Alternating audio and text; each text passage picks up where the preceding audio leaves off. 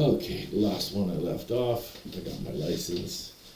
I had to use my abilities to get that.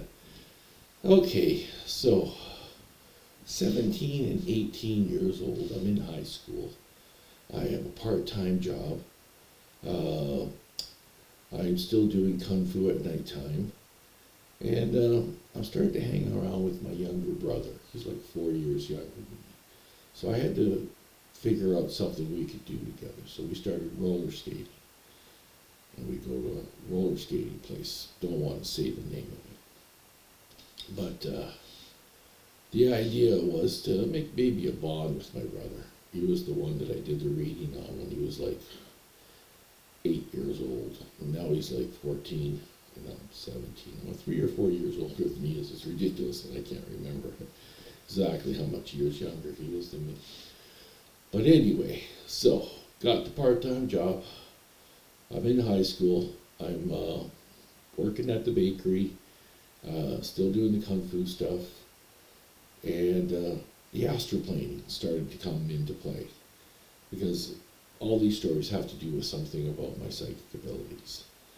Now, Astralplaning, it can be a lot of things. It can be lucid dreaming. You can be lucid dreaming and not know that you're astralplaning. It's like when you're having a dream and you're falling. You might be astralplaning.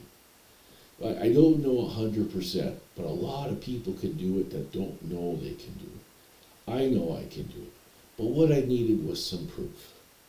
So I had a girlfriend at the time. My little brother had a girlfriend at the time. And he would bring with his friends with him to roller skating, and we would bring our girlfriends and stuff like that. So I asked her to hide something in her room. Her room was approximately the same size as this room we're in right now. She had 2 dressers and 1 dresser with a mirror on it. So out of those 3 dressers, I asked her to hide something. But I need to know what the object was, and I needed to be in the room. In order for me to astroplane to some place that I need to go, I need to have been there before. I need a connection. Now, even at 17 years old, there's boundaries. So I figured out that I can't astroplane through silver. So if you put silver on each window on the corners, I can't go through it. But you can't do it at the door because I need to come in when I'm astroplaning from asleep at home, right? So if you put salt, I can't go through it. There's other things that I didn't know at the time that I couldn't go through, like a lucky rabbit's foot. It didn't allow me to go through certain things that were deemed a certain kind of powers or something. Like salt has power. Earth has power, but certain things you can go through. It was really weird and odd. But anyway, just for proof that I needed to know if I was astroplaning myself. So I asked her to hide something in one of her drawers. Now she has 8 drawers on the one, or I think it was 8, don't quote me on it. And the other one had, 8, 4 and 4. That was the one with the window. Not the window, the mirror. The mirror had 4 and 4. And then the other one had 5 and 5. Yeah. And so I told her to hide something in one of those 3 drawers. And I would pick which one it was and where she put it.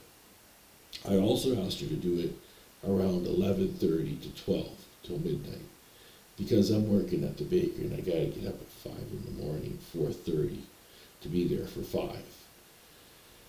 And so I would go to bed relatively early, like 10 o'clock. Yeah. So anyway, she did so. She grabbed one of her hair brushes, and that's even better for me because it'll have her hair in it and it's more of a connection. And she would hide it in one of their drawers. And then the next day, I told her where it was. And I've gotten it right 4 out of 5 times. But the 5th time that I got it wrong, she told me that she got up and moved it at 3 or 4 in the morning because she went to go brush her hair for some reason or something like that. And she goes, I moved it from the place you got it right to another place which you didn't know about.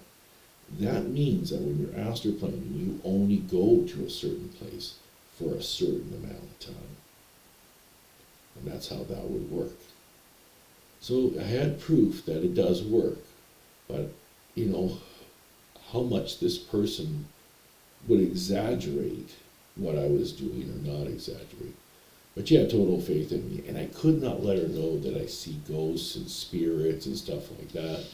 I had to sort of tell her this was an experiment, and a lot of people can do it, so it's not supernatural, but actually it is. But a lot of people can do it that don't know they're doing it. The supernatural part about it is that you know you're doing it, and that's what counts. Now, if a person is astralplaning and they figure it out and then they start to practice, then it becomes a supernatural thing. So I wanted to talk about astralplaning, tell you where I am in my life. So 17, 18, that's what's going on. I'm going to take a year off before I go to college to work and to see how that feels.